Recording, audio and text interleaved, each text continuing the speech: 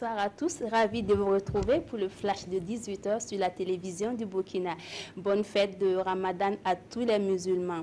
Et nous commençons ce flash par la prière de l'Aïd el-Fitr. Après un mois de jeûne et de prière, c'est la fin du Ramadan pour les musulmans. Comme à l'accoutumée, les musulmans de Ouagadougou se sont retrouvés à la place de la nation pour la prière de l'Aïd el-Fitr. Une prière au cours de laquelle ils ont remercié Allah pour toutes les grâces au cours de ce mois de pénitence.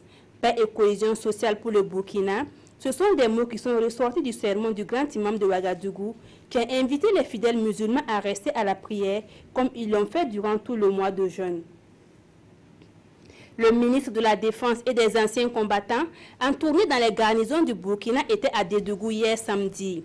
Dans la ville de Bankoui, Jean-Claude Bouda a rencontré les premiers responsables des forces armées du 23e régiment d'infanterie commando et ceux du groupement de la gendarmerie nationale. Des rencontres qui ont permis au ministre de toucher du doigt la vie quotidienne de ces hommes.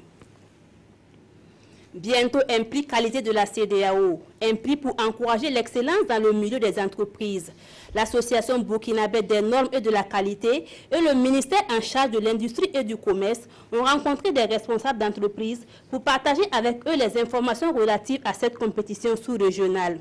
Et pour cette première édition, le Burkina Faso sera représenté par la SONAR, Grâce Divine et la BOA. Le programme d'appui au développement sanitaire PADS offre 12 ambulances et un pick-up au ministère de la Santé. La cérémonie de remise a eu lieu vendredi à Ouagadougou.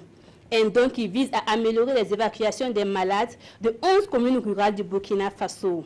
Ce don, estimé à plus de 230 millions de francs CFA, a été possible grâce au financement additionnel de la Banque mondiale. L'ancien président de la COP21 et l'ex-secrétaire général des Nations Unies ont remis au président français un projet destiné à ancrer la protection de l'environnement dans le droit international. Un projet préparé par des juristes et que Macron s'est engagé à défendre à l'ONU. Ce projet de pacte mondial tend à remettre la protection de la planète au cœur. Ce projet de pacte mondial tend à remettre la protection de la planète au cœur du débat. Nous terminons ce flash par la 9e édition de Altitude Naouri qui s'est disputée hier samedi à Pau. Et c'est le Togolais Kompaté Moïpa qui a déjoué les pronostics pour se hisser sur la plus haute marche du podium devant le favori éthiopien. Il lui a fallu 1 h 18 minutes 55 secondes pour arriver au sommet du pic. Voilà pour ce flash. Merci de l'avoir suivi. L'information revient à 20 h avec Peggy Bedraogo.